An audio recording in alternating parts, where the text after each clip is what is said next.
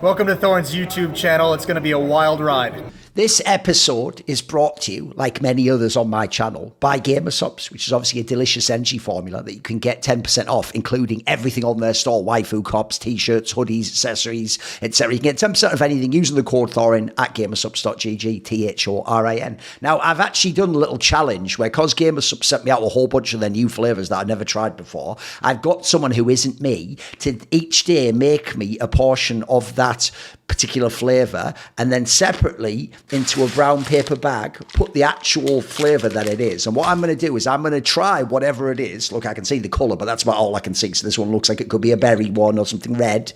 I'm going to try the flavor, and I'm going to look at the, I think 7 names. I've guessed one yesterday and I got it wrong. I'm going to look at the 6 or 7 available names. I'm just going to try guess based on tasting alone with no more info. I haven't looked up on the website what the flavor is described as. I'm going to see if I can guess which flavor it is, then see if I'm right. Then I'm going to actually tell you what that flavor is on the website. So this one here certainly looks quite a pleasant flavor. It looks like it could be like a peach or a raspberry or some sort of a berry. So we're going to give this a go. That is very pleasant, actually. Like, that's already like sweet, but not sickly sweet. It definitely tastes like something like a berry or something. Oh, it's actually very nice. That's actually very nice. Whatever that is very nice. So the available names I have, and I'll drink that while I'm doing this episode, it could be Sakura Splash. I'm already thinking it could be that. I don't know what Sakura actually is, but it sounds like some sort of a pleasant Japanese type thing. It could be that. So Sakura Splash GG by Silvervale. It could be Raw Meat, whatever that is. Goof Juice. These ones are impossible to guess. Incel Tears. Browser Brew GG by Operagex, which actually was the one that I incorrectly guessed yesterday. I thought that was Pom Pom Punch. Could also be Pom Pom Punch. Could be that too. Or it could be Brand Risk. I guessed Pom Pom Punch yesterday and I was wrong. So it's going to suck if I'm wrong again. But it does also taste like it could be a sort of a punch. It's going to, again, I feel like the same guess as yesterday. It's going to be Sakura one or Pom Pom Punch. So I'm going to go Pom Pom Punch. Let's see if I am indeed right. No, apparently it's Goof Juice. But I will say, this is actually a very, very pleasant flavour. Like, it's actually one of the better ones. Look, I would never buy it normally because you just go, what is Goof Juice? I mean, let me have a look here. I'm trying to see. It doesn't look like it was made by anyone famous. Because what's weird is I thought actually that image meant it was that guy like Charlie Penguin Zero, voice critical. It looks like it's supposed to be him, doesn't it? But I don't know. Maybe that's just an image that looks a little. It's just someone with a long beard and a backwards baseball cap. So I will look up here. What is Goof Juice? Let's see. Think back to the summer days of yore. Sunny days would mean play, just for fun in the purest sense. Yet, no flavour combination came quite as close to quench the thirst brought forth from all that goofing off. Quite like strawberry and kiwi. That's what it is. It's strawberry mixed with kiwi. It's quite a nice flavour. Sweet and tart, delectable strawberries. I don't know why they always put tart on Gamersupps. To me, these flavours, like the one I had yesterday, which was the Browser Brew one. They also said that was tart because it was blackcurrant. I don't know if this is an American thing. I don't find it particularly tart. It's not very sour. There's not a sourness there for me. It's more like, actually, it's just not an overpowering sweetness. It's like a pleasant sweetness that has a very balanced flavour profile. It doesn't go extreme at the beginning and then crazy at the end. It sort of just gradually releases like a nice flavour. I could tell like there was something like a berry, strawberry in this case, but actually kiwi's what they've blended it with to kind of put like a nice pairing. I actually find kiwi goes very well with things like strawberry and sweet fruits. Combined with delicious kiwi, belies a mouth-wateringly refreshing flavour. Take a sip and goof around like we once did. Here's to the days when a twig could become a mighty blade in hand and windmills stood as giants before us. Right? Fair play. It's actually a very pleasant flavour. If you want some of this or anything else off the Gamersupps store, use the code Thorin for 10% off. So the way I'm going to do this is, it's going to be a little bit like when I did my one for the CSGO major winners, which is people never, if you notice, one of the strong points I have as a content creator is before I do something, I sit down and ask the question you would ask if you were writing an essay, which is, what is the overall topic and how am I going to address and think about it? Then I think about it and address it, and I've sort of given you an expectation of what it's going to be like. So for the CSGO major winners tier list, I actually noticed pretty early on, some people almost seem to be just ranking the teams based on how good that team was overall in history. So, for example, Australians would just be all the top 3, wouldn't they? Then some people seem to be doing it based on things like whether they liked that major. So instead, what I tried to do was I thought, well, since I'm ranking major winners, surely I'm ranking like how good the team was and how good their major win was. Isn't that sort of what I'm evaluating? So I'm going to do something similar here. I've got every tournament I considered a major in CS 1.6, and I'll be able to give you a very brief history lesson in explaining that, which ones don't get to count. I've got 31, and I'm going to rank them in the usual S, A, B, C, D tiers, and I'm going to do something similar. It's going to be a mix of how good was the team, how hard was their run and their victory, etc., and are they an all-time great team? So I'll go through all of them, and as usual, I've tried to do it in alphabetical order. So I'll tell you from all these teams here. So this one here is... So actually, to even start, I've just realised I'm going to have to already explain the ones I haven't included. So I'll do that as I go, because I've done it in chronological order. So I'm not sure actually which event was first. It might have been WCG. So I haven't included World Cyber Games 2001, even though World Cyber Games, for the majority of the game's history, was considered a major. Because the first one in 2001 was one where it was like technically a major by prize money and prestige, but it wasn't in the sense that World Cyber Games wasn't an established thing yet. And more importantly, all the best teams actually went to the CPL Winter event in 2001. Like, that was the tournament that had 50k. It was 40k for first place at WCG. And then initially, an interesting story, because of 9/11, they actually wanted the European teams for World Cyber Games to host their rule set as chargers only. But because in that format, only terrorists won, unfortunately, 9/11 meant that the WCG said, no, we're just going to do the same as the American tournament, which was max rounds, the system we currently use in CS to this day, max rounds 12, funnily enough, back then. And so it meant that the conflict between the tournaments wasn't like, are you European or do you want to play in charges only? It was just, do you want to play at a tournament with 10k more? So every team that could went to CPL Winter, which is at the same time. So it's actually quite similar later on when I talk about CPL Summer 2005, where that time it was CPL that was the one that was the secondary tournament that people only went to if they couldn't go to ESWC that year. And that one also doesn't get to count as a major for me. So I didn't count that, even though actually a personal friend of mine, Steele, the Canadian Bulgarian immigrant who won for Legends Never Die, even though he won that major and Natu came like third and got a bronze medal or whatever, I don't count that as a major because all the best teams were at the CPL. So one of the factors I do consider for a major is it has to have like true prestige and history and be an important event that everyone knows is important to win. But more importantly than that, it has to also be one where the top teams go. Like, it can't be one where people just choose not to go. And I don't mean later on when like everyone doesn't choose to go to the CPL in 2007. That was when it wasn't a major anymore. The reason they didn't go is because there wasn't going to be any prize money paid. So I didn't conclude that, but then I did include the first picture, which is this one here,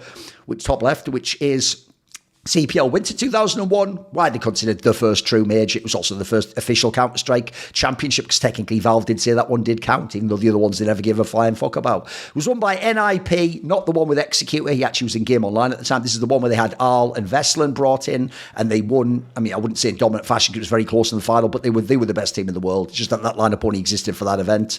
After that, you had another Heaton and Potty team, which was CPL Summer 2002, CPL seasonal events, summer and winter in the US at the time were the big majors that were almost considered the world championship. Like, famously, even though ESWC became a major, it was more important to win CPL. So you'll also see there's a slightly scoffed set of criteria, but I did keep it consistent. So CPL Summer 2002 was where Heaton and Potty had to go to SK Gaming because NIP didn't have sponsors. And that was when the Executor came back. They brought in Dark, who actually was a Norwegian player like Executor, who'd played in Nordic Division and Massive Attack. And they had Zenon, the old Quake player, who's a Swedish player, later played in Four Kings. They won that tournament. Then after that, you had World Cyber Games 2002. Now, this was a year when everyone tried to go and everyone tried to win, but it was actually the biggest shock WCG ever, because this is the one where the winners were M19 from Russia, who weren't even a top team, or were never a top team after this either. Then second place was Nerve from Canada, who admittedly did have Stevenson, Bloodshot, pretty good player, and they had Neville, who was in team the Speakeasy Offensive before that. But this was not a top team, and that team itself never did anything after that. So actually a very shocking World Cyber Games, because obviously famously Sweden failed the World Cyber Games qualifier, and so as in the top teams, and so our Laggett, some nobody bunch of friends, just an all right team, but they did have Quick in their lineup, went to that one, and then the American representatives, Team 3 famously bombed out early. They got beaten by Good Game and some other fucking team, maybe Mouse or something, and so there just wasn't a lot of top teams placing well at that one. Then you had actually the Team 3D players I'm talking about before actually won a CPL. That was Team 3D winning beating CPL Winter 2002, where they had Kane and Steele in the lineup. Then you had the first ESWC. ESWC, everyone did try to go to this one in theory. It was considered a giant tournament. There was even some American teams like Gamers X went over. This was won by Team 9 of Veslan and Executor, and that was the one where they beat Zex in the final because Zex upset SK Gaming, if you remember, of Element and Heat and Potty, etc. Then we have the SK era, so unsurprisingly, CPL Summer for 2003 was won by SK Gaming. That was the one where they still had Brunk and they got Element into the lineup.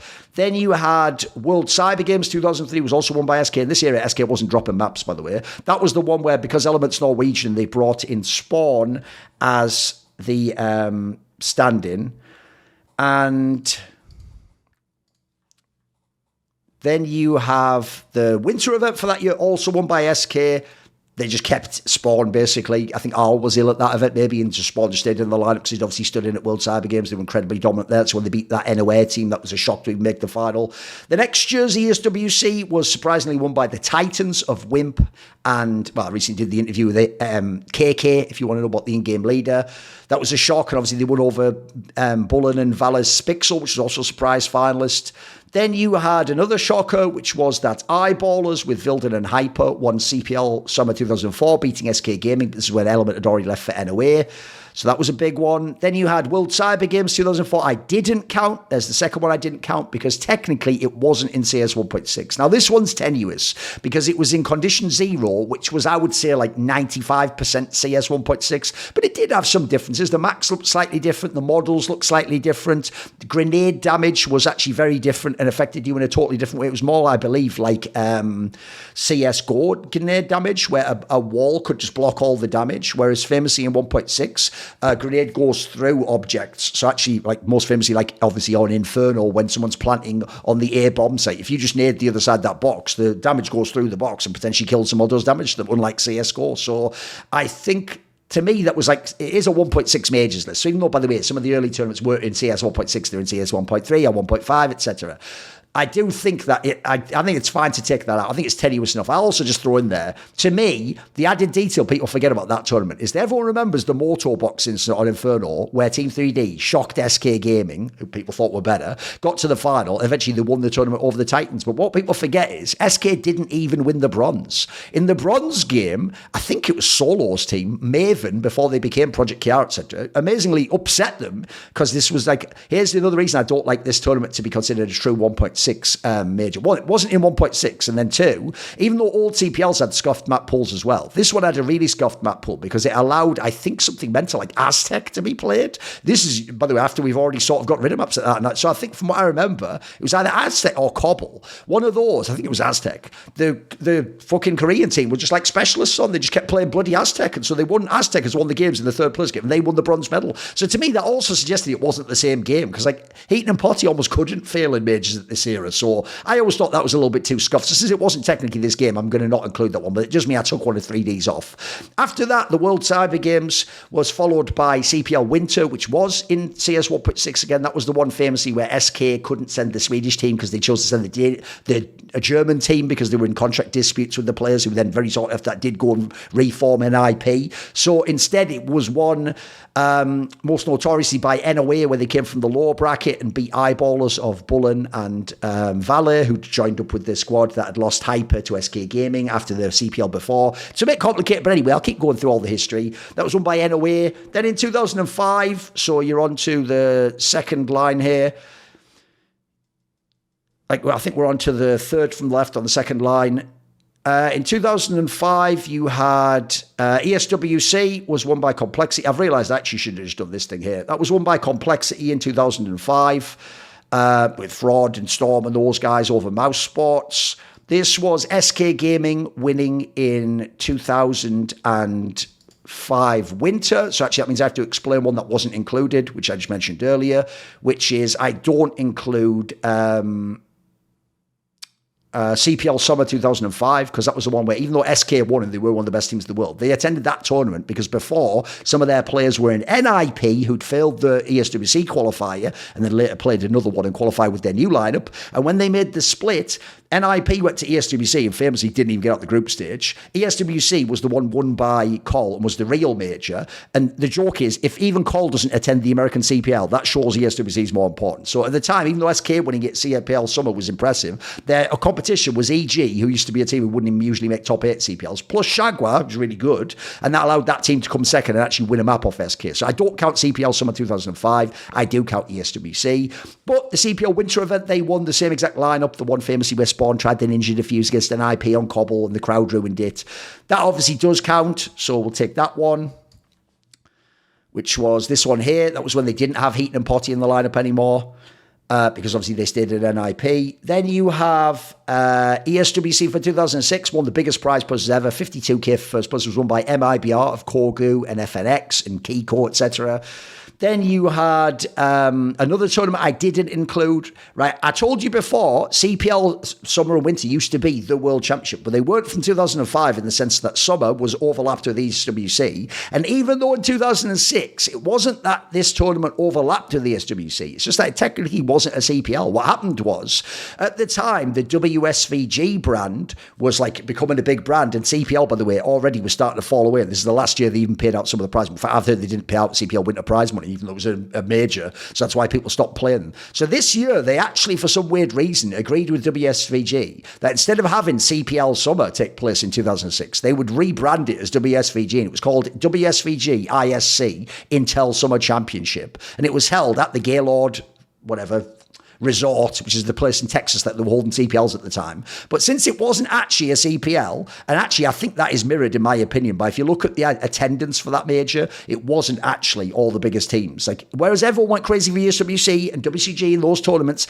they did. And the CPL Winter, again, this is another summer event where actually it was take it or leave it, and some teams didn't necessarily go as crazy to attend or really care as much. And so sadly, it's another NA major I'm taking away because it was won by Complexity, but I don't count that one personally. I don't think that should count as a major. Again, it has to have the prestige, the history, there has to be the real factors around it. I think you have to be harsh when you do this, otherwise you just make it too scuffed. Then we had, as I say, CPL Winter did matter again, so that would be this one here. That was actually the first big tournament, the first major won by Fnatic and Karn and Forest, if you don't know. That was the one where they won over Meteor Makers Norway in the final, but that was a bit scuffed. The real final was the semi against Pentagram, who obviously had won World Cyber Games before that. That actually makes me realise I missed that. I missed this one here, which is, there was obviously World Cyber Games before, which was the first tournament that Neo and Taz won as a major. Pentagram in 2006 over NIP, who was the heavy favourites. Then in 2007, you had, this is actually the Pauls, Pentagram again, winning the first, shit, I've just realised that shouldn't be in there because I actually don't count that one. No, that's ESWC. That's okay. It's all good. Let me think. I think I have fucked up here, though. Like, this one I think needs to be removed. That's annoying. Whatever, we'll come back to that. I'll just remember not to include this one. There was another tournament I don't include, which is everyone else counts Intel Extreme Masters 1, the first one won by Pentagram in 2007, because it's Intel Extreme Masters. The next year, Mouse Sports won it, then it was won by Fnatic, then it was won by Na'Vi, then it was won by the Na'Vi again, then it was won by the Pauls again. Right, that tournament did become the major, in the same way as in the early days, CPL Summer and Winter were the World Championship. Then after that, ESWC took over as the main major. WCD was never the main major, it was just a very prestigious tournament a lot of the time. Then IEM took over, but only from 2008. And the reason I don't count, this is a thing I'm very particular about, the reason I don't count IEM 2007, the first one, is because that tournament wasn't open to anyone except Europeans. There was no way, it was not, I believe it was like all the other ones, it was an online qualifier into the LAN finals. So essentially for me, that tournament is more like in the following years where they used to have two IEM finals. One was a European one, and then look, they also had an American one, an Asian one, and then that qualified you to the global one, which is the one that in 2008 was won by Mouse, and then 2009 won by Fnatic, and 2010 won by Na'Vi. So in my opinion, IEM 1 is more like the European finals, which was, by the way, a crack tournament many years. 2010s was unbelievable. That one won by the Mouse super team over Fnatic. But I do think as a result, if it's not open to people from other regions, well, this is in 2007. Like there are, like I told you, ESWC 2006 was won by MIBR. They can't compete in this tournament. If you're someone like the next year, 2008, second place was bloody Eastro from Korea. They can't compete in this. This is a fucking European tournament. So since it's not open for people to qualify to, I don't think it can be counted as a major. I think it's too scuffed if you do. So actually ignore that one. I'm not going to count that one. That's another one that does not count for me. Then you have the same team won ESWC. That's right. In theory, when people used to count IM1 as a major, this team won 3 majors in less than a year. So they won ESWC 2007, the one where famously it was actually in that like Acor arena that Blast Paris was in, and they won it over NOA, which was not the one with Shagwad and all those. This was when it became the Danish line with Zonic and Ave and Sunder. They just didn't have Wimp at this time. Then you had WCG 2007 was one of the biggest shocks of all time because MSX's Emulate won the whole event, also beating Zonic and Ave's NOA in the final. They were like the sort of fucking Kongs of that era. And shockingly, it wasn't Fnatic. They were out in the group stage. It wasn't the Poles. They also, I think they got knocked out in like somewhat mad, like the round of 16 or something absurd like that. Lopez's team lost to Blades A Gaming and didn't even win the bronze medal. It was a really shocking event all around. Then you had the aforementioned Mouse Sports won what for me was the first major from IEM2, the one where they beat Eastro in the final. That was obviously on home soil at Seabit. Then you had, let me think, who am I missing here? Oh, that's another ESWC. Then the Poles of Pentagram changed org to Meet Your Makers, which at the time had fuck tons of money. And they went as Meet Your Makers, and they were able to repeat, then defend their championship at ESWC. They won the 2008 ESWC, funnily enough, also over a Korean team, same team, Eastro, in the final of that tournament. Made another major final, but didn't win it. This is the one where the decider was on Tuscan, which was a barely played map at the time, and both teams actually needed help from like other players to even figure out how you play the map, and it was incredibly close, a very close major final. Then you had WCG 2008, which was won by MTW, who was the team of the year. In impressive fashion over SK Gaming. Famously, there was that clip on Train where, was it Zonic or Sunday? One of the two, I think probably Sunday, did like the fucking scout buy and actually got like a sick double off, I think. Then you had the Fnatic Super Team of 2009 stomped the global finals, even though they actually hadn't done as well at the European finals. They were totally sick here, and they beat the still Meet Your Makers Poles in the final of IEM. Then you had, which at the time was the major and had enormous prize money. Then you had, there was no ESWC that year because that was the one where they had an ESWC Masters in Cheonan in South Korea. But at the time, this was the year where people weren't sure about finances, so there wasn't an ESWC major. There was a World Cyber Games, and famously it was won by a team without an org. It was won by the Poles, but this time the Golden Five lineup was again, as they called themselves, because they didn't have an organisation. They famously beat Fnatic, who looked odds on to win that tournament. They had the era anyway. It would have cemented them as like maybe the greatest team ever to play CS, but again did an incredible win in the finals. Then you had Na'Vi come along the following year, and they won the global finals, and they were actually insane. They beat the Fnatic of Threat, if you remember, in the final, 2-0.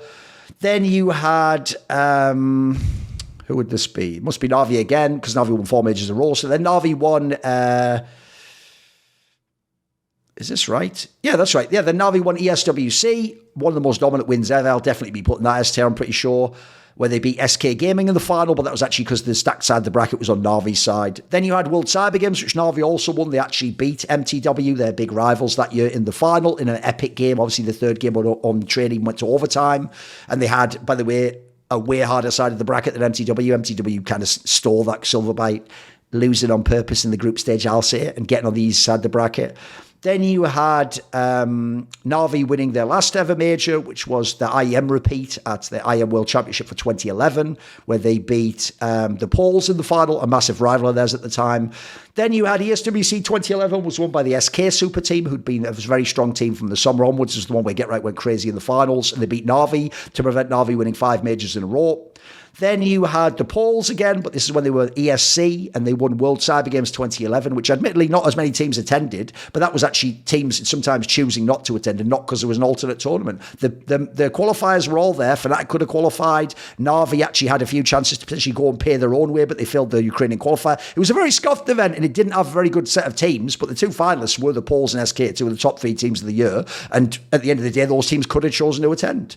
Then the last major of CS 1.6 was the IEM Global/World Championship for 2012, which was season 6, and that was won by ESC. They actually went back-to-back on majors here. And this, remember, was the lineup with Pasha. These are the 2 majors they won with Pasha. The other majors, 5 by my count, 6 by other people's, were the Golden 5 lineup with Luke. I don't mind if you want to call them 2 Golden 5s and call that Golden 5 2.0. If you want to call Virtus.pro Golden 5 3.0, it just doesn't make as much sense. You didn't win as many majors. Like, Golden 5 is straight fire because that team won like 5 or 6 majors. So, yeah, there's all the teams I'm going to do. Like I say, I'll remember not to put in this IEM one. So I'm going to go by my own criteria. And what I'll actually do as well is we'll look up some of the runs as well. So what I'll do is for old school people, I know some of you aren't ever going to have seen some of these results. So we'll do the first one, as I told you, is CPL Winter 2001. So if we go down here. So the first major I'm going to look at is CPL Winter 2001. Actually, wait a minute. Why am I going in order? Why am I going in order? I don't have to go in order. Why am I doing that? Yeah, whatever. I'll do it my way. I'm going to do what I usually do, which is I'm going to start by just trying to pick out who would be S tier. Like, who are the people immediately that spring to mind that could be the absolute best? I've realised this was a mistake to do the way I'm doing it because I'm definitely not going to have time. But I'll do like 20 minutes more and we'll just wrap it there and I'll come back and I'll do the rest later. So the first team I am going to pick, because I'm immediately thinking of just the greatest teams of all time. So I'm thinking of like SK Gaming 2003. They weren't even losing maps when they won majors. I'm thinking of Na'Vi in 2010 when they were incredibly dominant. I'm thinking of potentially the MTW 2008 one. The Poles often weren't as dominant, but we'll look into that. So the first one I'm thinking of is, let's do an SK Gaming one, because I know they were incredibly dominant. So I think the first one I'm going to look at would be CPL Winter 2003, the one where they had Spawn in the lineup. Probably one of the most skilled lineups to ever play Counter-Strike, by the way. This is when they were still in their insane streak of winning maps. So as you can see here, they list Spawn as a substitute, but I believe Al got ill, so he ended up playing, and maybe Element and Al both will, and they skipped games. I'm not sure. You have to go look at the demos. But famously, this team won without losing a single map. So as you can see here, they were literally 13-1 in people, 13-9. That's actually like a Swedish team, believe it or not. In fact, I think he even had like Face in it or something insane, like a guy who's a famous player separately. No, it didn't. But I had Bengen, who used to play with SK years earlier. 39 them, 13-10 RDW on the famous game where they sort of abused like the save-out rules on Cobble to actually get the win there, when otherwise they could have lost to Volcano and Wombats RDW. They beat Mouse. This is, by the way, when Mouse had made their German super team. They smashed them 13-2 on Nuke. In the final, because remember, they didn't lose. In the final, upper bracket final, they Giga smashed Enaway, who was a massive shock to even make the final, but was very good at this tournament. 13-2 them. Then in the final, they 13-4 them on Dust 2. One of the most dominant runs I've ever seen in Counter-Strike. Also, by the way, even though technically at the time Spawn was a stand-in, you can imagine how skilled this lineup was. Because since Element was brilliant at reading the game and doing loose strategies, and that's what Heat and Potty like to play off anyway, this team played off massive individual skill, good tight team play. Potty wins all the clutches. Firepower's bonkers, by the way. So, like, yeah, very, very, very good team in that sense. So I'm going to take, where were they? 2003, this one here. They're going to immediately go into the S tier, one of the best teams. If you wanted to ask someone who was the best 1.6 Counter-Strike team ever, this team would immediately be in your top 5. Might even be, some people will probably have them number 1 from the old days. As I said, I think at one point they won like 41 or 42 maps in a row. But admittedly, that was with the lineup changing and Spawn coming in and out, and depending on whether Element could play at World Cyber Games. So I guess it's not a 5-man lineup in that regard, but I do think when they played in the server, this is one of the best teams to ever play CS. Let me think. Similarly, I'm probably going to do the WCG lineup, which is obviously the same lineup minus Element. This is where Spawn was playing as a stand-in instead of Element. Spawn was a cracked-out player already from Matrix and all those teams. He just hadn't been into a top team like SK at the time. He'd been in Team 9, I guess, the year before when they came top 4. And this is... let's look up.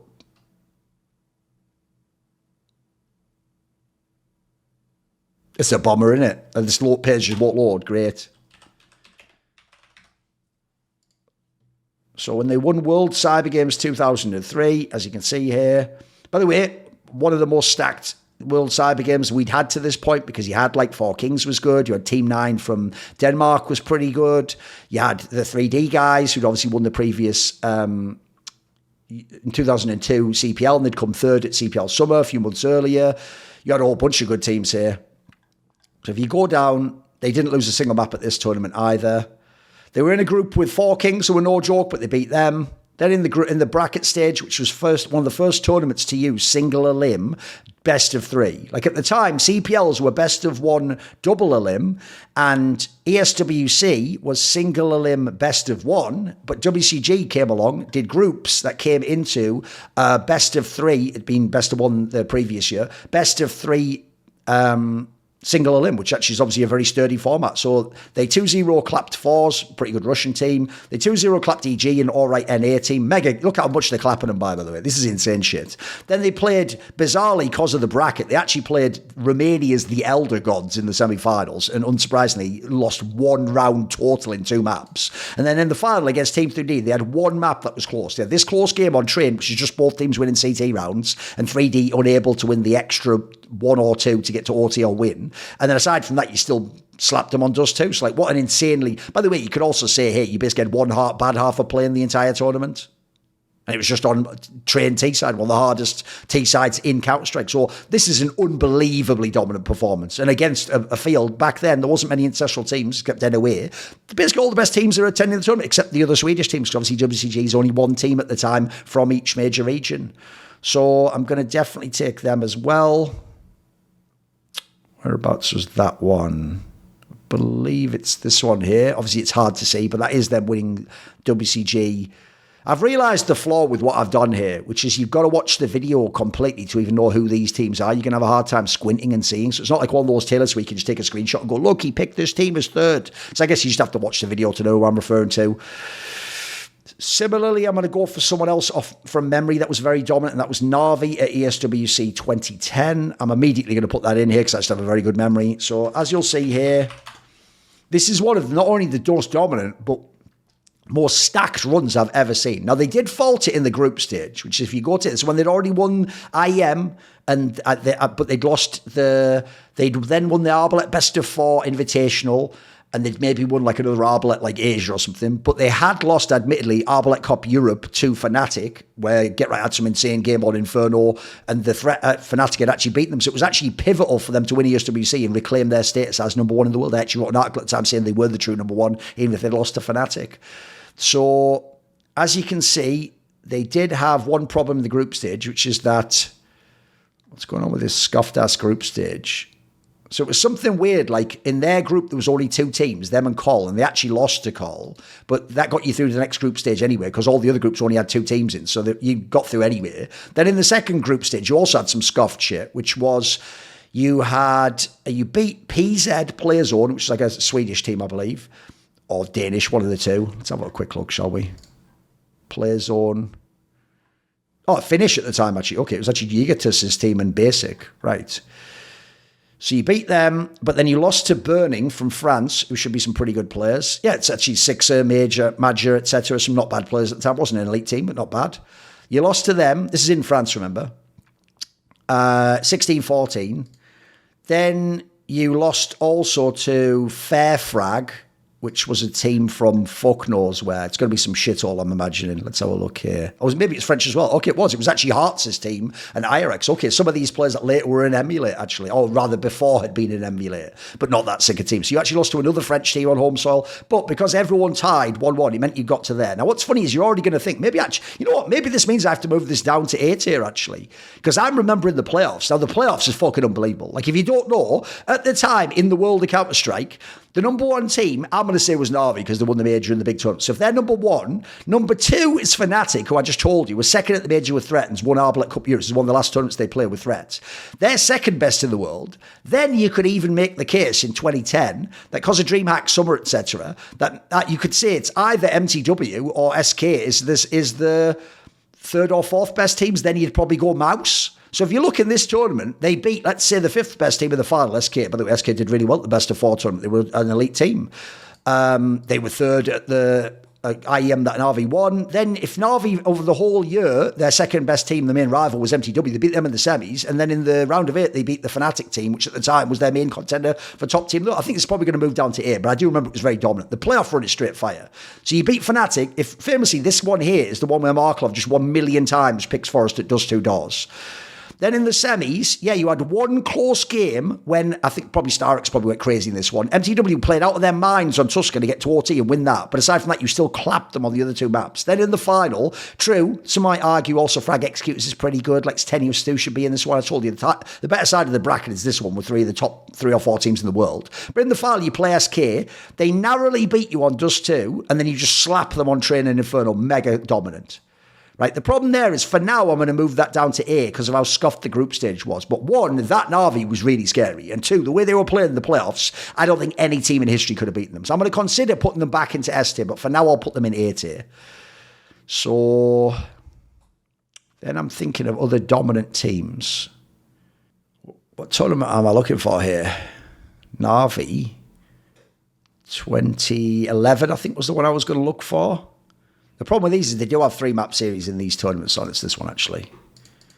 So in this tournament, let's see. They lost a game in the group stage. Oh, looks like they tied one and lost one. So let's see. They lost to Lions of Threat and I think maybe even Gux at this time. Maybe Gux was still in Fnatic actually. I think he was probably in Fnatic. Let's see. No, he was in Lions. Okay. Yes, obviously he was because he left SK at the end of 2010. Okay, that's all good. Yes, Alliance with Gux and Threat. Let's see. They tied with SK, who obviously was very good at the time and had the super team with Get Right and Forest. This is like when SK had bombed the European Championship though, but then they came back strong at this tournament. And then what else? And they beat Fnatic. It's okay. You tied one game, you lost one. Not the end of the world, but then the playoffs, you got Col, who's an easy opponent, and clapped them. You got MTW, who was a very strong team at the time. This one, they had Arcadian in the lineup. I think it was even the IGL at the time. Pretty close series overall. In the final, it's actually a close series, even though it's a 2-0. I don't think that can actually be insanely dominant, even though they were a very good team at that time. Let me think, who else would I even pick for this? Because there's a lot of close tournaments in this particular one. I'm going to look up SK at CPL Winter 2005, I think. So SK, these games are closer than you think. Like the Norwegian team, is it even listed here? Aftermath. Yeah, Norwegian team. They had a close game with them. Then they had a close game with NIP, the one where Swan tried the Ninja Defuse. Then they had the SK versus 3D game, which was like the Giga overtime into eventually the last round of overtime had to be played on fucking Mill, because it was some weird rule that after 3 overtimes or something, you go to a different map, which is like, what? But okay, then they won that. That's pretty close. This game over the Big Rip, this one in 2005 should be the one with Forest and Iskal and those guys in. Yep, it is Tentpole Raban. It's not that dominant a win. It's actually, even though you're not losing a map, it's not that dominant, this win. Like you beat Lunatic High, it was pretty good, but they weren't like super elite. They probably shouldn't even have been this far. Then in the final, you beat them in really close. I don't think that was actually that crazy. Like that makes me think, even though that was good, that's an A-tier performance from SK 2005. I will say that was a very good team, but it wasn't because it didn't have Heaton and Potty. It wasn't like the super firepower lineup, you remember. It was more like really good team play, good tactics, like a very nice calling setup. Basically with Sniden and Vilden, you almost had a setup akin to Element and Executor in the NOA teams, Eolithic rather, which is you had Sniden / Element to make like the read in the game, and then you had Vilden and Executor as like the tacticians who come up with the playbook and then can apply something to that and give like between rounds adaptations. So it was a very, very strong team. This would be one of the best teams ever in history, but it wouldn't be like contender for best team to ever play CS in my opinion. So that's an A-tier immediately. Probably also should have cropped these. Then let's see. We'll just go and look at some of these tournaments actually. Like actually, maybe I should just go in order then, because I'm having a hard time remembering which ones were the most dominant. So maybe we'll go in order from now on. We'll do the NIP one. So we'll do NIP when CPL Winter 2001.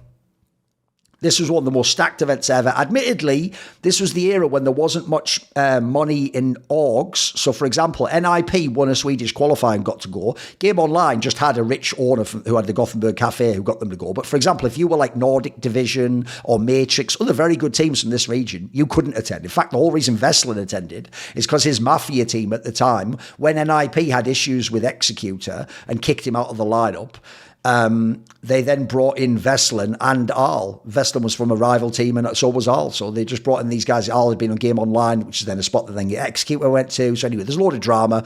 But it meant that there were some very good Nordic teams didn't get to attend the event, even though you still did have people like Massive Attack, who was good, and Game Online. So in this one, they were mega dominant hero of this win. They had another RDW game, this is years earlier, where Heat and Potty could also have lost to RDW. This was the one with Destruct and Wombat back in the day. It was a very close game. They beat Four Kings very easily on Aztec. This isn't the one where Heat does the 1v5, that's the next major, because it was an SK, remember. But Four Kings was a quality team at the time. You had Game Online was one of your main rivals, because it was Executor, a mega LAN player. It was people like Soul Edge, the brother of Hib, the AWPer of NIP. He was a very skilled player. It was just a pretty skilled lineup in general. That was a pretty easy win for you, though. Then in the upper bracket final, you beat the Americans. X3 was your main rival for this one. They were the dominant NA team. You beat them 13-6 on Train, which by the way was even considered an American map. But then in the final, they beat you on Nuke in, this is an overtime game, because this was MR12 back then, so if it's 16 rounds, you know it's overtime. That was the epic overtime game, and then the rematch was on Nuke in the final, and that was the one won 13-11 by NIP, and I think at the end it's something insane, like someone's even like diffusing from NIP, and the X3 guy's like shooting in the back of his head, but there was like a hitbox bug, and the bullet wasn't making the fucking Deagle bullet register, so one of those nightmare ones. But anyway, you won a very, very, very close final. The final's the most legendary match probably ever in the Counter-Strike history to this day. It's like thought of just as like the greatest match ever. So it's like a Rumble in the Jungle type scenario. But aside from that, like you were fairly dominant. Final wasn't as dominant, I guess, but you are also one of the best. Here's the problem. This NIP is probably also A tier. And the reason I say this is, I said this at the beginning, this wasn't the NIP you think of. Like the mega dominant one in Europe was the one with Executor. So that one was insane. Then you had later SK lineups where you had Executor, Heat, and Potty, but this one only existed for this event. Now, at the time, they were so good. If you remember, they even took Soul Edge, and he stood in a little bit at CPL Berlin before this one. They still had Executor, and they still won that event at a canter. So NIP was insanely dominant, but not this five-man lineup. And as I showed you, the final wasn't actually that crazy. So I'll keep going, and we'll decide. So if you know my style as well, I don't like to put too many people in S tier. Then we'll go to the SK that won CPL Summer 2002. So this is where, from the previous major, what happened was NIP at the time had this guy called like G3X who took over like So Gamed from BDS and later ran like the Swedish eSport League and like another third project, maybe NIP, they could do that. He was running all these big, he was from like the music industry and had all connections, and he promised he was going to get them all dope ass sponsors for NIP. Because remember, I told you they just won that last major in America by winning a qualifier that got you the tickets and the expenses covered to go to the tournament. At the time, they didn't have money and salaries, etc. So what happened though was that didn't happen, even though they'd recruited Scream and Dracula, that lineup, and they brought Executor back, that lineup just didn't. First of all, it barely ever played, and then secondly, they couldn't get any sponsorship, so it broke apart right before the Summers Lands, right before LAN Arena 7 famously, and there was this big shuffle within the European scene, and this is where my memory is just way better than other people's. You're all going to think I'm going to say this lineup for them. It didn't. Initially, by the way, they had a lineup where they had like Hib came back in briefly, and they had like someone else, and that was a mega scuffed roster that wasn't that good, by the way. It didn't do well at LAN Arena 7. So then for the summer, they were able to get Dark and Executor into the lineup to play with Heat and Potty were still there. They went to SK where BDS, their mate, was, and then they got Dark had played with Executor for Vestland's Nordic division and won CPL Cologne 2002, and they were both giga carrying in that ton. So basically Executor came over to play with Heat and Pot again, and then convinced Dark to come with him, which bombed out my mate Vestland because he just lost one of his best players, Dark, who he thought was the best player in the world. And then they brought in Zenon, who was obviously formerly in SK when they'd had the lineup with BDS and Blue, like Quake players and people with other backgrounds in Counter-Strike. And basically, I think BDS just convinced them, I just use Zenon. And since Zenon was a legendary Swedish esports figure who'd been one of the best Quake World and Quake 3 players in the world, at the time, everyone in CS looked up to people from Quake. So they were all like, oh, okay. And he was actually pretty skilled, and he was even good in this tournament. So they brought this lineup, and this is the only tournament this lineup all played together, as far as I know, and they did actually win it.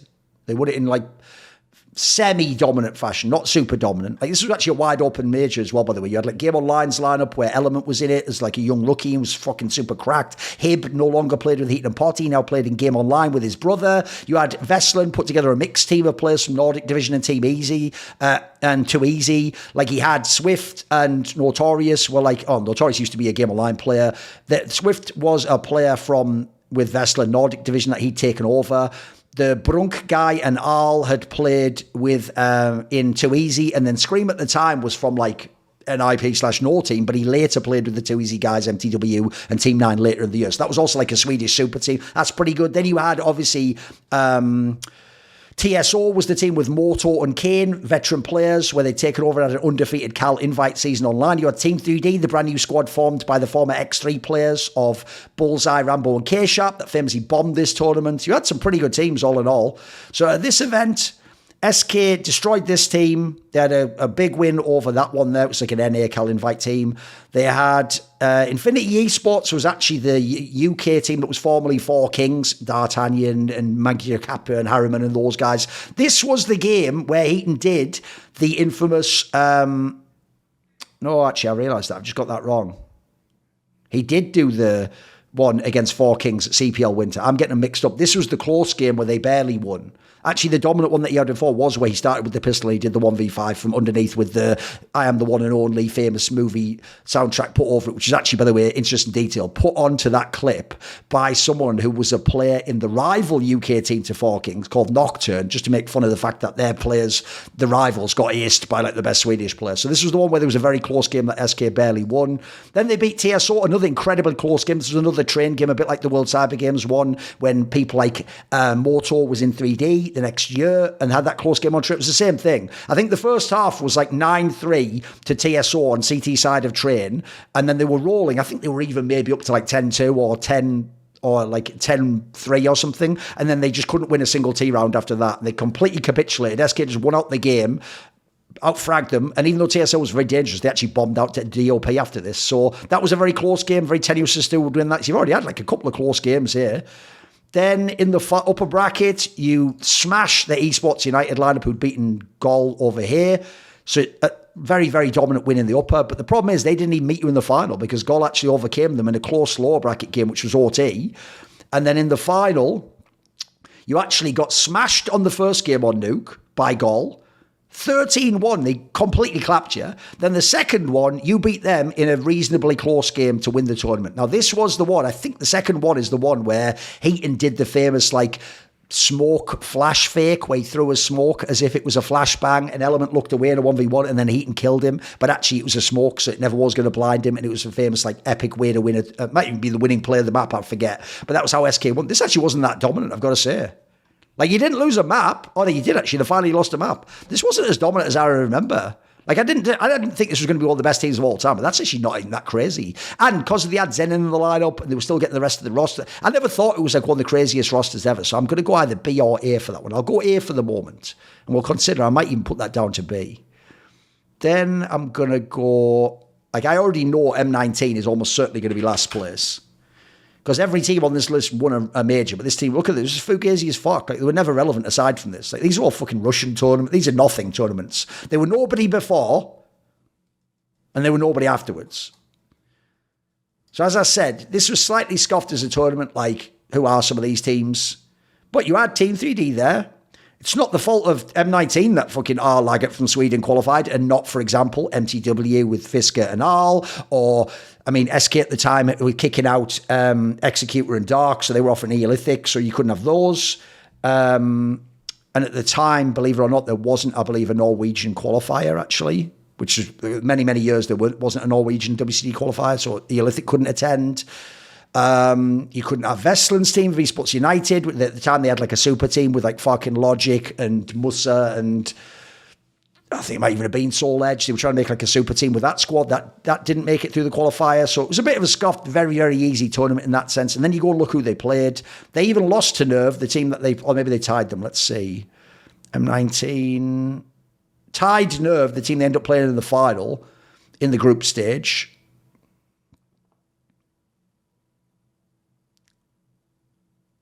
And then in the actual playoffs, which was double elim single maps, or BO1, they played against whoever the fuck Util Post is and beat them. They played against X-Stars, I think it was from like Belgium or something.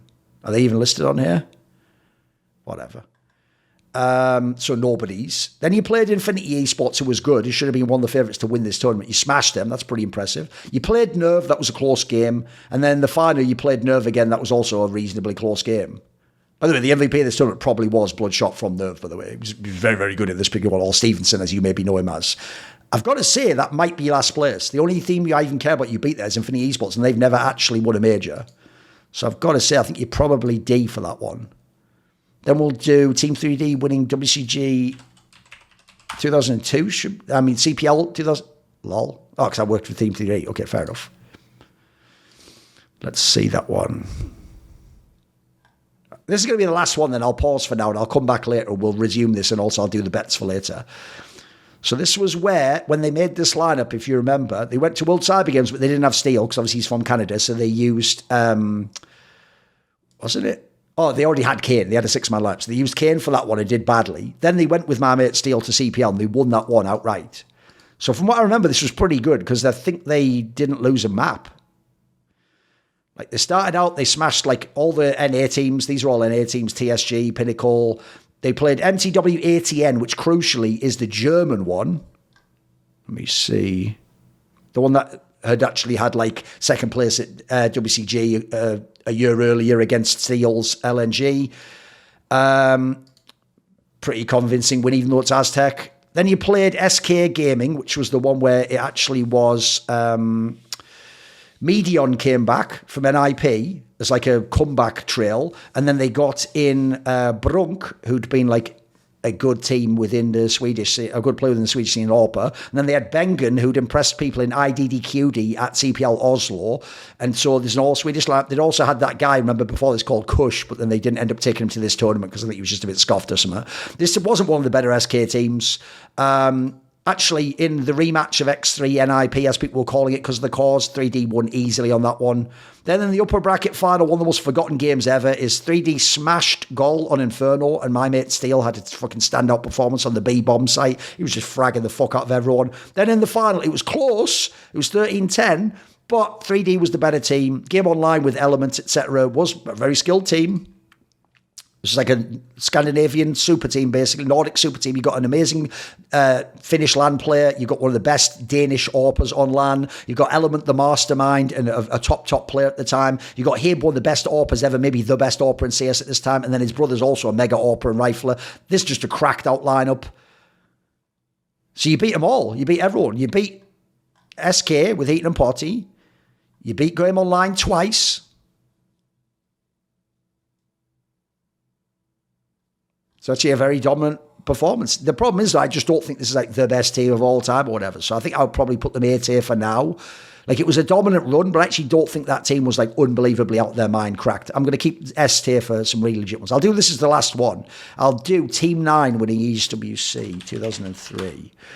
Like the problem here was ESWC later became known as one of the most important tournaments. People went to this one, but because the Click Arena that was also in France just before, that was an event that barely happened, didn't pay the prize money, and took like only the last half a day or something to play most of the tournament and ended at like 4 a.m. with super scuffed conditions. People were really wary, but anyone who could attend this tournament did. So you had SK Gaming when they just got Element into the lineup. Admittedly, one of the reasons they didn't win this tournament is I think Train was like the only map he wasn't practicing with them. That's who they ended up playing Zex on in the semis. He still had Brunk there as a 6th man, but he was playing some of the games. You had, this wasn't a very good MTW lineup, even though it has some mega players like Spawn and Goodfella and Hyper. It's just in this era, it wasn't that great a lineup. Fall Kings was pretty good still, because this is when they got Zenin into the lineup. It's before they got Dark, but when they got Dark, if you remember later that year in the summer, right after this, they make like a 4th place run at that massive CPL. This is not a bad 4K lineup. Zex was one of the best NA teams at the time, and they'd overcome being like chokers at the previous CPL. This is when they had Electric into the lineup, who was a pretty good rifler. So skilled squad. They obviously ended up coming second here. You had all the French teams who were always very good at ESWC on home soil. You had Mouse Sports, wasn't that good at the time. They were still transitioning the lineup. They hadn't made the super team of later in the year.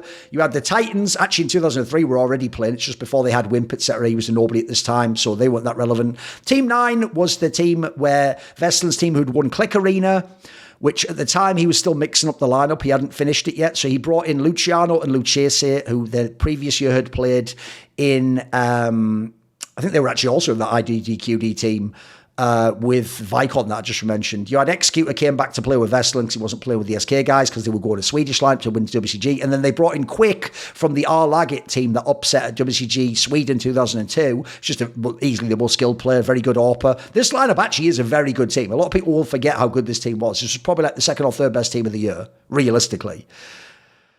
Like, the problem they had was they weren't very good against SK directly and would lose their head-to-head. But famously, they could always beat Eolithic, and then Eolithic could beat SK.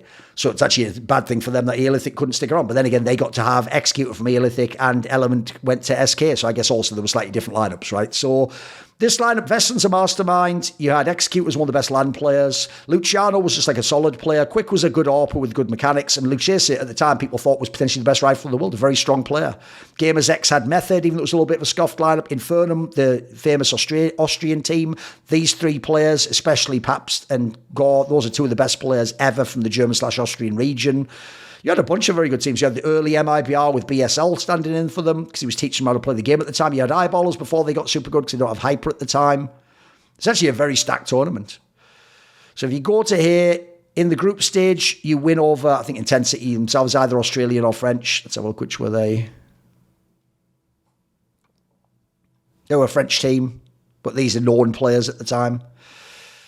So you beat them, you beat EGE, which I think is like, is it EGE or Reflex? Oh, EGE is actually a Canadian team, which had Reek from LND, still around, but not that relevant a team. There were nobodies at the time. And then Reflex is actually, even though it's not shown here, I believe it was actually a Dutch team. Yes, it had Crimson, who actually used to play with Vessler, funny enough, in Mafia. One of the best, but at the time, Dutch teams weren't relevant. So you won this group fairly easily. Then in the second group stage, because that's what they used to do, was 2 round robins. You played actually a fairly easy group because you had Biznos, which is a good French team. You 3-0'd everyone, by the way. You had MTW, which at the time would have been that Swedish one I told you, which was just all right, despite having some good names. That's actually Spawn's brother, if you don't know Megaton.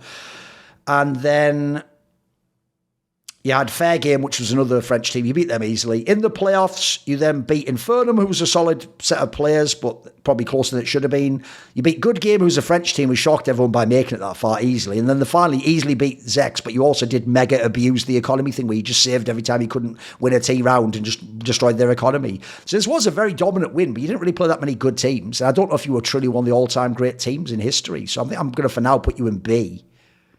For now, going to put you in B tier, but I'll consider that one. But one thing I realised I can do is I can actually give you some more context, because what I'm forgetting is the tier list I did would be excellent for someone who followed most to 1.6 and knew who all the teams were and just cared about where do I rank them. But I've realised there'll be people who are watching this who are very interested, but they just don't know enough about the teams. So I gave you some of the context of how they won and who they beat, etc. But what I didn't really do actually was sort of break down a little bit more who these teams are and which players at the time were in their zenith or were the stars, etc.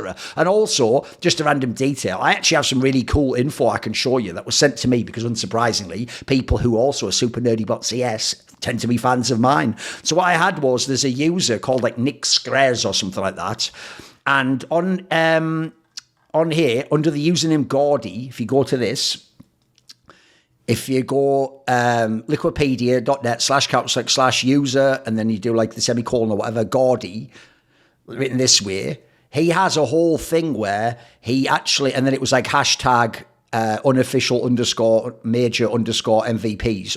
Then he did like a thing where he's apparently some guy who's worked on all these French events. I don't know if he got this from someone else or whatever. And basically what they did was, he did for 1.6 an unofficial major MVP, where what he did was, even though on a bunch of these maps were missing, he basically looked up, just stats-wise, using like HLTV style stats, what player stats-wise would have been the MVP of each of the majors. Well, obviously, that was not a thing back then. Almost no player got the MVP for majors. It just wasn't a thing back then. But if you did, this is who might have won it. So I just thought it might be a useful guide, because I'm going to go from memory. But this way it'll actually show people who was the like top-rated player or best stats player. And then on top of that, as well as this, I actually have a second document. I'm not actually sure if the person who contacted me is Gaudy. That might be a separate person. He was just linking me to this. But basically, the guy who did run a lot of the info to find this is obviously, you can only see who he thinks is the MVP based on top rating, but he actually did send me for most of these majors, especially the early like 7 to 8 or whatever, because you can look up the rest on legacy stats on HLTV. He actually did send me the breakdown of how each of the teams, the team that won, played in each of the matches he could find in the tournament. So I can actually also give you some extra info there of who was smurfing in which particular tournament, because I can tell you there were actually some shocks. Like, I'll give you a quick one right now. ESWC 2007, everyone's just going to think of Neo because it's fucking Neo, and you think of him winning that amazing 1v3 on Inferno, right, in the finals. Well, what people people might not know it, is look at fucking Taz's stats for that major. Holy shit, that is incredible. I know there's 5 maps missing, though. That is fucking, those are like unbelievable numbers. That's the point. Some of these players get underrated. Maybe you didn't know Wimp was that much of a monster, even in his latter days. Mark Edward, by the way, look at some of the numbers. Notice there's no fucking Starix, by the way, even though that the HLTV that year, by the way, put Starix above Edward. I think one of the most egregious fucking rating moves I've ever seen. By the way, another one towards the end of their career, Taz was actually smurfing, even though you remember Pasha won the MVP for that one. So yeah, anyway, I thought we could look at these 2 things and we'll get a little bit more info. So I'll quickly go through the ones I've already done. And then also, by the way, for some of these, obviously at the end, I will potentially move them around. What I'll do is I've set my alarm for bit later on. Let me just check. I'm going to set my alarm for 5 o'clock. So that's in about 35 minutes. Now what I'm going to do, I'll put it at 5:05. And then what we're going to do is at that time, I will then do a 10-minute timer and I'll do some Q&A and then we'll end for the day. So I'll quickly just run through these. Oh, it reminded me, I haven't actually done people who subscribe. So let me see.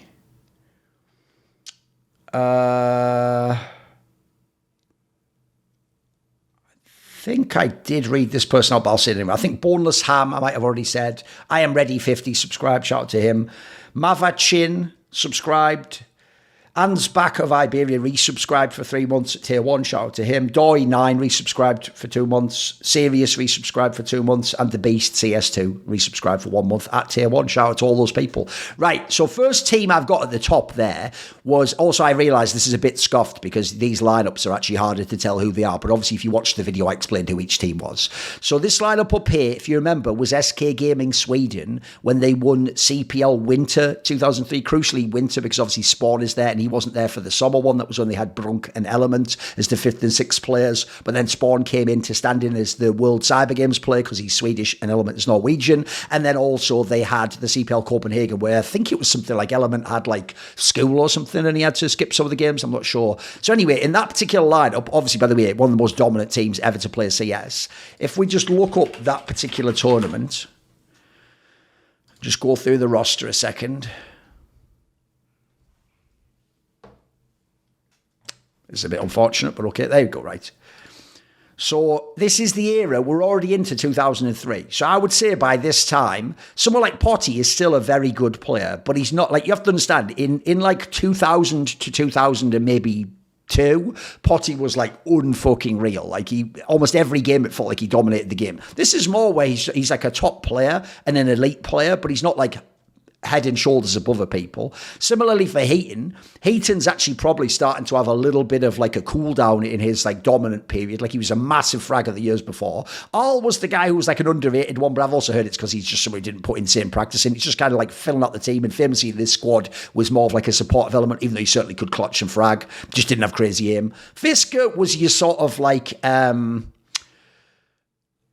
you know the reference, it's sort of like J.R. Smith when he was on the Cavs. He's the player where he's like super high fee, he's always going for plays, he's playing really up-tempo game. Sometimes maybe they take some liabilities, when they do that and they go a little bit too far, but you want someone who sort of like provokes action in the game, and especially, by the way, personality-wise, very upbeat figure, but certainly not one of the stars of the team. Element was actually at this era, by the way, really good still. This is one of his best years ever. 2002 to 2003, he was like on his shit. He was practicing properly. He had his head still on his shoulders. His read of the game was great. And he was never an insane fragger, but he could get loads of kills using his mind. So this is actually when he was also kind of at his peak. So I've always compared him to someone like a Crims. Like the aim doesn't look great, but they can get loads of kills. And then Spawn, obviously, is technically a sub there, but he ends up playing.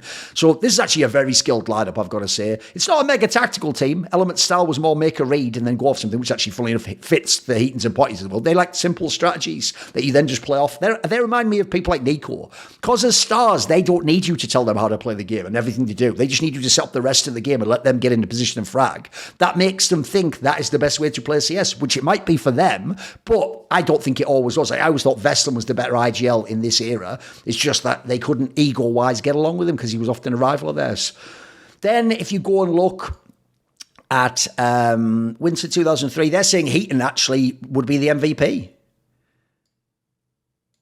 And that's where what he's done there is if it says KPR, that means he couldn't calculate a HLTV rating. If he did that, he's saying that based on how the HLTV rating worked, and when he went back and inputted the data, he would have had a 1.32 rating, which is obviously bonkers.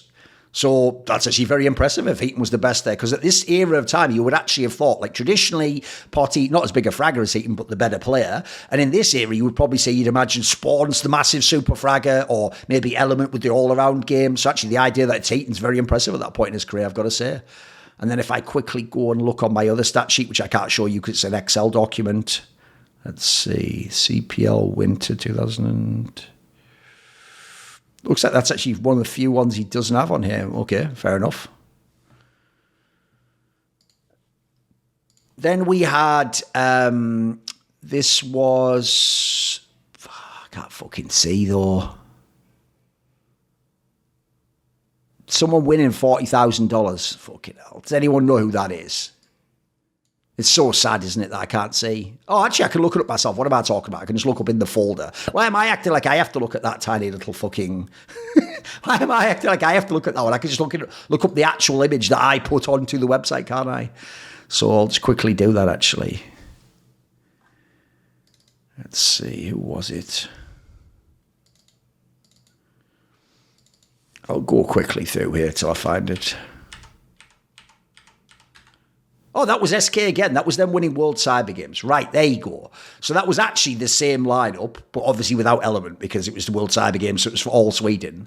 Now, interestingly enough, when they win the World Cyber Games, it is Spawn. Spawn, unsurprisingly, by the way, one of the biggest fraggers in the history of Counter-Strike and an incredibly talented player. If people don't know, it's not just the fact that they're black. If you actually look at the kind of swagger that Spawn and Ronaldinho had, they're actually quite comparable players because they didn't have like the longest peak, but anytime they did play and had their head in the game, they were always very good. And at their absolute peak, they were potentially the best player in the world and one of the generational all-time players.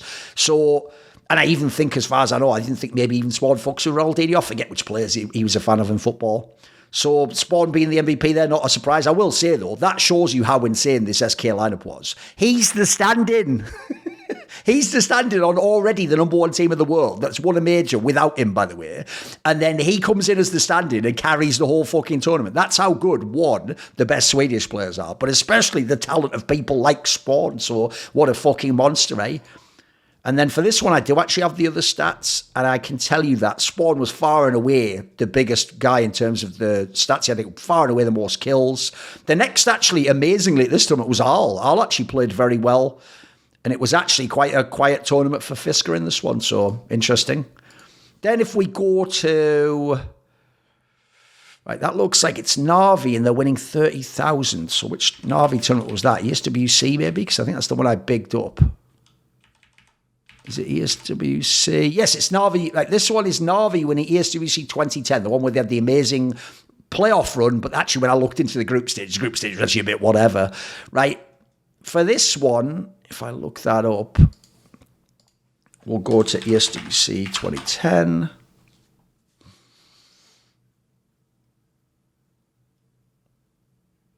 little bit of a bummer how long this is taking to load, but it's all good. What's hilarious is that it says I commentated this event, but I didn't actually. What I commentated was I'm almost certain I didn't even commentate a match in this one. But I think what I commentated was some of the Quake tournaments when like Avec played Rafa on like ES Reality, but they've just listed everyone because we would probably list on ES Reality as that, but it's all good. So if I go look at this particular line, it's obviously the classic Na'Vi lineup, where if people don't know the story is the Arbalest guy from Kazakhstan told Starix, like, make a lineup, it has to be the real best players in Ukraine, and I want to show off how good Ukraine can be. And famously, he modelled the team on the Polish Golden Five. So what he did was, he made it so it was like, in this analogy, obviously it doesn't work role for role, because Marklov in this analogy is like fucking Luke, which doesn't work because he's the AWPer, right? And then, but the more key thing is, it's how they did it on the back end. So what they did is they took Essen in here, which is Senya, and they basically he was like Lord. He was supposed to be like the one playing all the bitch spots and doing all the bad roles, but also quite clutch and kind of better than you'd expect under pressure. Then you had Starix himself, I guess in this analogy would be like, I don't even fucking know for that one, maybe Cuban, I guess you'd say him maybe. It doesn't really work that well beyond that, by the way, but I sort of get it. They more mean how they did the back end of the roles of the team, not like they have to go 1-for-1. So anyway, in this era, Markov was the best player in the world, and he was unreal at this tournament. I actually think you could say Edward, who was like second or third best player in the world, along with maybe Adderall, get right that year. He was fucking really insanely good, Edward. He was such an insane monster rifler. Insane pistol player, very good at the majors. Starrix was insane as a third star. Like, there were times he was MVP potential player and had massive carry games. He obviously could AWP as well. Eventually became the main AWPer the next year instead of Markov, believe it or not. Senya was like a mega underrated clutch and sort of role player. Zeus actually could frag half decently for an IGL. He was a bit of an idiot even back then, but he definitely had like a very aggro style where he sort of baited himself, allowed himself to die so his team could get into the site. And I actually thought his calling style was very good. He had a mixture of playbook calling and intuitive calling. I just thought he actually had quite a good blend. He was actually underrated IGL. So I wouldn't say it's like the most skilled team, but I would say like he's got a very good mix of skill because Markov and Edward have as much skill as you could need from an AWPer and a rifler. Starrix is a very skilled third star, and as you saw later, I mean, obviously in early 2012 for Kiev, he actually became the IGL briefly, so he also had like the mind of an IGL. Funnily enough, later on when he retired as a player in CSGO, he was one of those coaches that was just IGLing when he could do that in 2016. He was very good at that role, by the way. So I would say Na'Vi, what's brilliant about them is they remind me of the Poles at their peak, but a better version, because they're more skilled than the Poles. They've got slightly better tactics than the Poles. Their team play seems almost as good. Like, I actually always thought like it makes sense they patterned off what the Poles did. So a fabulous Na'Vi lineup in this era. Then we go to, this is SK winning CPL Winter 2005, the one where they don't have Heaton and Potty, where they've got Vilden and Spawn, obviously, in this particular lineup. Oh, and Sniden, that's the player that obviously wasn't in SK and NIP before. So if we just look that one up. This is not the crazy skilled lineups of past SK. This is more like a very nice blend. Like, Spawn might be the best player in the world at the time. He's unbelievably good. Fisker in this era is like one of your better players, but again, he's not like a monster star player. Arl, actually, I think for me, was starting to wind down a bit, but he's still doing his filling in the roles. Sniden is an Element-esque, like, intuitive reader of the game. Can frag a little bit, but nothing crazy. Vilden was never like an elite AWPer in the sense for me that like they dominate the game, but he was one of the better AWPers, and certainly considering he was a tactical player, he had a very good sort of like control style of AWPing where you just hold the angles and you don't take the ridiculous shots Tosh style that might miss. So I always thought this team for me is one of the ultimate team player teams and actually proper tactical implementation, because as I think I did point out in a past episode, Sniden and Vilden were doing it a bit like Sniden was doing it like Element where I read the round, and then Vilden was doing it like Executor where I designed the playbook, but I want you to do the calls of the round because your feel for calls is better, but my design is better for the strats. You can also compare it to like an offensive coordinator and a quarterback where he gives a few options, then the quarterback picks which one he wants to do. So one of the all-time skill teams. By the way, I'll quickly go through them. I've just realised I missed some of these. So for the Na'Vi ESWC, it was Markov that year, unsurprisingly. What was the next one? We're onto it now. So SK Winter 2005, surely going to be Spawn. It must be Spawn, surely. Yes, of course it was. And look at those numbers. Like, that doesn't surprise me at all because he absolutely did smurf at this event. If you don't know, they didn't even lose a map at this one. He was absolutely bonkers. And in a way, I mean, no one ever really wrote articles about this, but that was actually a very significant year because what that did show was Heaton and Potty were able to like get Zet, who turned out to be like the player of the year, by the way, along with Spawn. And as a result, yeah, he was then able to sort of be like, oh, maybe Nip's still good, but Nip wasn't winning the big championships. The rest of the SK/NIP super team did go back to SK, rebuild without Heaton and Potty, and look, they only won one major, but they won a fucking major, and by the way, one of the most stacked majors ever, so in a way, spiritually, they were right, and Heaton and Potty were wrong, depending on what you believe the dispute was. Then you had the classic NIP, only in the sense that it won the first massive major. This actual lineup, I told you, only ever played this one event, the one where they had Arl and Vestlin, Vestlin coming in from Mafia, Arl coming in from Game Online, because at this point they had a dispute with Executor, who they kicked out, and he went to Game Online, they came third here. Right, for this one, I'm going to be very interested. Who was his MVP here? Actually, it is Potty. That's not that much of a surprise. This was in Potty's peak. And if you remember, in the final, he famously dominated Big Dog, who was one of the best NA players at that era. He just dominated him flat out, just absolutely shit all over him on Nuke. Back then, this is extremely good numbers. You have to remember, a lot of people, the game was a lot more individually skilled this year, so those are actually bonkers numbers. In terms of their team, though,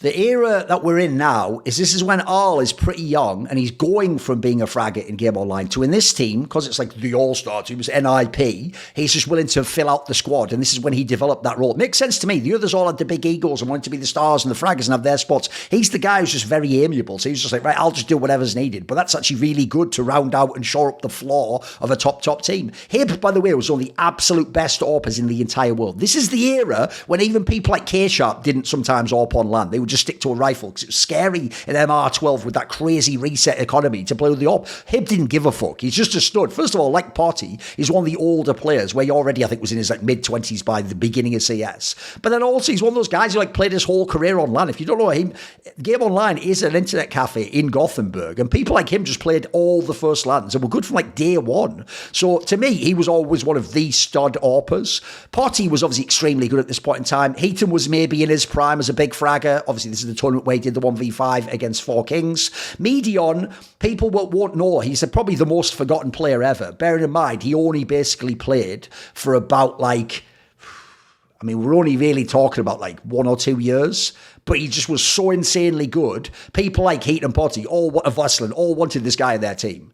Like, I think back in 2001, before this period, I think Vesseline told me he thought Medion was the best player in the world because Medion had an insane all-around game. Like, back in the era when people only used the Colt, the M4, he used to use the AUG, he used to use the Krieg, he used to fucking AWP sometimes. He was just a mega all-around talent player, so he was a very, very skilled player. And then Vesseline isn't even your 6th man. You just put him there because you're mixing it in based on map.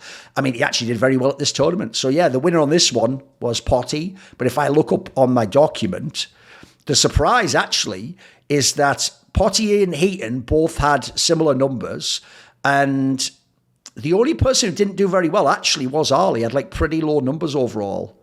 Like Vesseline actually would probably shock people. He was like 4th. It was basically Heaton and Potty far ahead, then Medion, then Vesseline not too far behind Medion, and then Hib a little bit further behind them. So as you can imagine, they all did well at that tournament.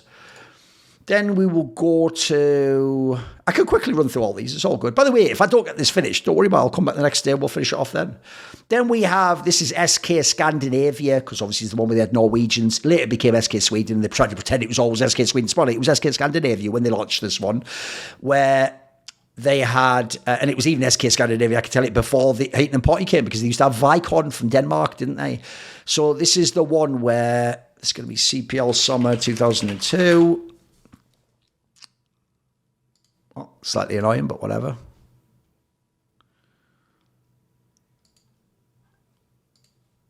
This is when Executor was still one of the best LAN players in the whole world. Like, if you ever saw when he played in the tournament before this, that with Dark for Nordic Division with Vesseline, there's a reason why Dark and Executor both ended up joining SK, because Dark was extremely good at the time. Obviously, the previous year he'd been on Massive Attack from Norway. If you don't know, Dark's one of the best team deathmatch players ever in Quake 2. He's a very skilled gamer.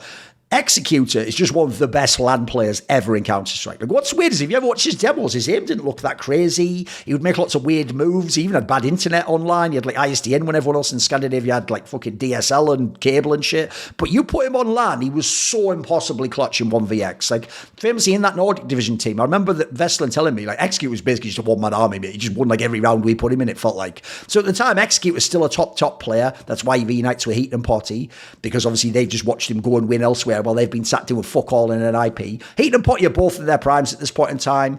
Zenon was just an old, really great Quake player from Quake World and Quake 3. He wasn't like a top player in CS, but he was good when he played in the SK Scandinavia with BDS and Blue and Vicon and all those guys. But for me, I mean, I think he got into this team because he was remaining in SK and he was a legend. He was good, but he wasn't like insane. Then again, I'll look up the stats in a sec. So this lineup's more of like an all-around lineup. And the funny thing is, this lineup, by the way, they broke up after this. This was one of the only tournaments they played with this whole lineup at. And I can tell you, it wasn't one of the best lineups of all time. It was more like Heat and Potty were really insane at the time. Dark and Execute were mega LAN players. And Zedon's one of the most LAN-proven players of all time. If you don't know, Zedon played in the infamous, notorious, legendary Clan 9 against Death Row Quake World / Quake show match, where they came over to Sweden and played that one. I think it was like, 8-2 to the Swedish team or something. He was playing in that. So he was playing LAN from day one. So you can imagine this team was incredibly clutch on LAN.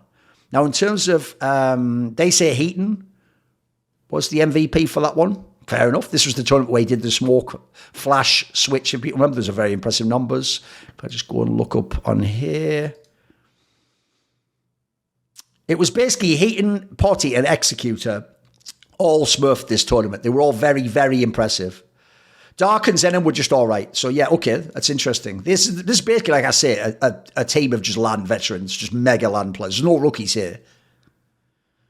Whereas if you go look who they played in the final game online, like, Element is like 16 years old, barely played any big tournaments at the time, even though he's mega. Soul Edge is the younger brother over here, but himself was still getting like acclimatized on LAN. The other two were known players in Game Online, if you don't know. Then we're going to do, this is obviously Team 3D winning CPL Winter 2002. This is when they'd made like the NA Super Team. Because if you remember, before this, they had Team 3D, which was Bullseye, K-Sharp and Rambo from X3. But then they got Jaded and DeBears and also a guy called Smeeze, but no one's even going to remember that. I just have an insane memory. And then famously, they absolutely bombed CPL Summer. They came there. They hadn't played Calinvax. They didn't have a spot. They came to the tournament. Everyone was hyping them because they'd won like UGS or some online bullshit league. And supposedly from scrims, all the Europeans thought they were going to be insane. And they were shit. They came 17th to 24th. They lost to F0 from fucking Australia, if you remember that shit, and then also to like I think MTW from Germany maybe.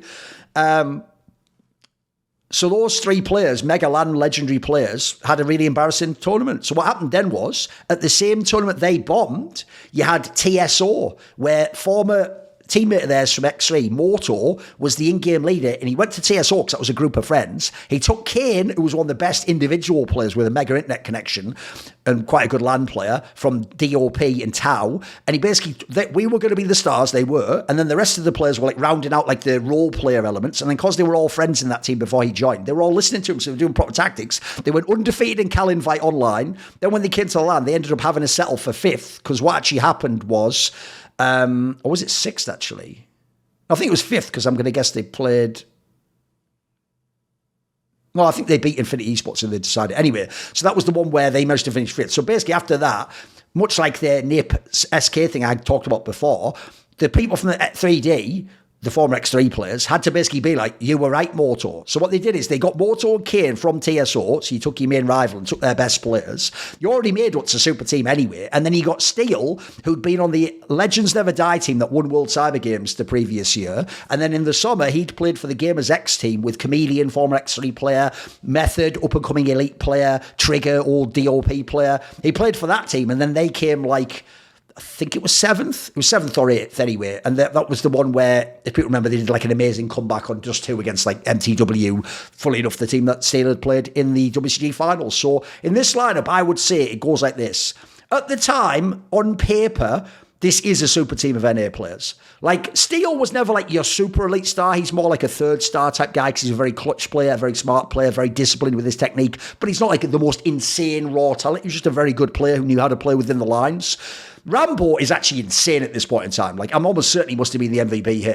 He was mega at this point in time. I think for like 4 or 5 years, Rambo was just the best NA player. K-Sharp was very good, but he was streaky. As I said online, he wasn't always as good, and he didn't try as hard in this era. He used to play too much World of Warcraft and EverQuest, depending on what era we're talking about. Moto was very good and very driven, but he also could bizarrely be a little bit chalky on land sometimes. He was very good in this era, though. He could even use the AWP back then. Kane was really, really good. He just had certain, like, outside of the server issues. And Bullseye, for me, is a very interesting player because I would compare him to a Crims type player. They don't look like they have bonkers aim. They don't have a crazy over-the-top personality. They just have like a cool guy personality. But then in the server, they just kill people. And they just clutch. And they just perform. And they don't get rattled. That's the thing about Bullseye. He's a very clutch player. So I actually do think this is a very good lineup of players, I've got to say. It didn't necessarily have the best blend. Like, for example, they brought Moto back because he sort of proved them wrong, but they didn't really agree he was wrong, and they still wanted to play a fairly loose style of CS, and eventually even Moto lost interest, and Vambo became the agile. But in this era, this was their zenith. This tournament and the next CPL, they were still very good. They were still an elite team that could contest for everything, but not one of the absolute best teams of all time. Dr. Dre had NWA. DMX had the Rough Riders, and who is the crew holding me down, supporting me when necessary? It is, of course, my Patreon subscribers, the SK Illuminati. So this video, along with all the others on my channel, is kindly supported by Matt Pugnatio Rajcula, Animosity, Banediesel, Jasun, Jensen Goh, Tosh, Tooorin, and you know who a special thanks goes out to because it's always my main man, Jerky's Minion. Do you want to ask a question for my video AMA? Do you want to find out who are going to be the guests on future interview episodes? Do you want to know who the guests are on my talk shows? Or maybe you'd like to suggest a topic or a guest? Perhaps you even want to take part in one of those lengthy, tailored to you discussions around esports that I do with the top tier donators. If any of those perks or others catch your fancy, then put your money where your mouth is, support me and join the Skrill Illuminati today via the Patreon link where in the description box below.